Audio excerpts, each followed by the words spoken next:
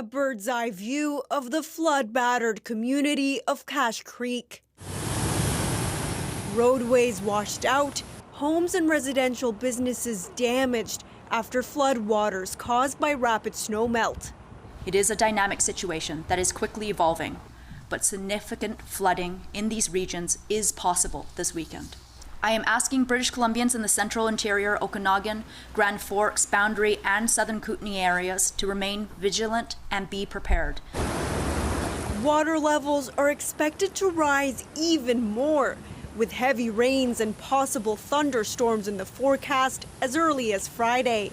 Now we've seen a very rapid transition into spring, and this is what's causing current issues at the moment.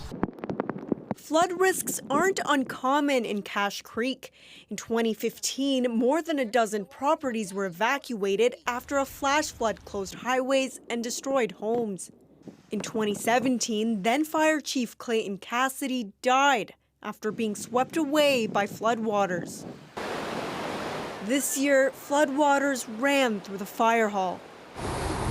About 20 homes are under evacuation orders in the village. Several people on Okanagan Indian Band territory and Grand Forks have also been told to leave.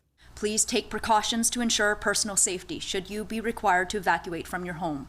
This includes developing a household plan, putting together emergency kits, connecting with neighbors, and learning about your local government emergency response plans.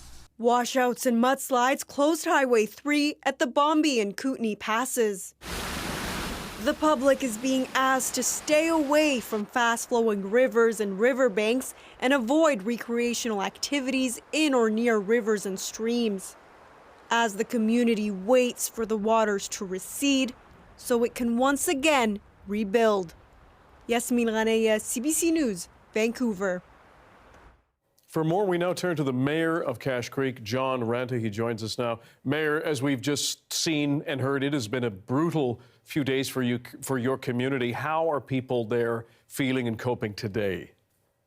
Well, people on Cache Creek are a very resilient group of people, and they've demonstrated that in the past. I'm sure they will again after this event, but it's totally devastating for the community to see the amount of water that's flowing through the community, through the fire hall, down through the parking lots, through a motel, and down the highway 97 and Highway 1.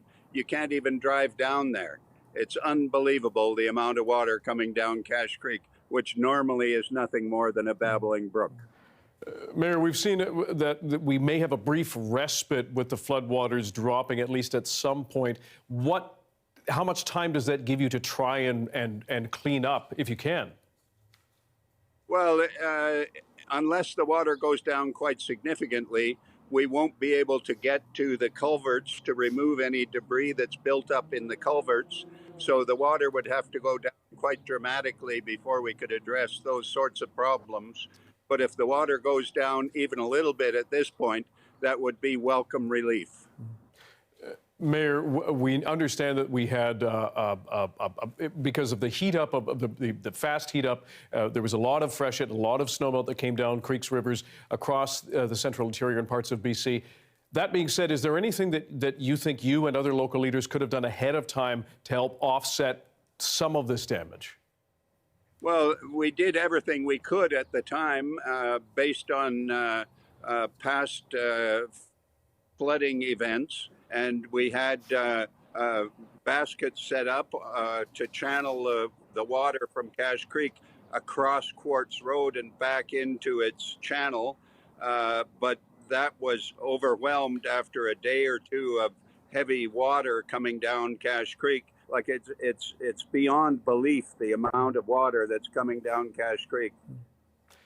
Now, other mayors in the interior have argued they simply don't have the money, the resources to handle these disasters and the mitigation, if there is to be done, work on that to be done. What has the province told you, if anything, about help from it? Well, I've had a phone call from Minister Ma, as well as the Minister of Transportation and Infrastructure, and they're offering help where they can, and it remains to be seen what commitment they can make as far as financially sort of reconfiguring the route of Cache Creek through the community so that we don't get the amount of water that's coming down anymore. Like it needs, we need a bridge over Quartz Road. We need the river channeled. Even the culvert underneath the Highway 97 overflowed and continues to overflow, and that causes water to go downtown and through business. Mayor John Ranta, you have a very large job ahead of you. We appreciate your time with us tonight. All the best. Well, thank you very much. I appreciate your attention to this issue.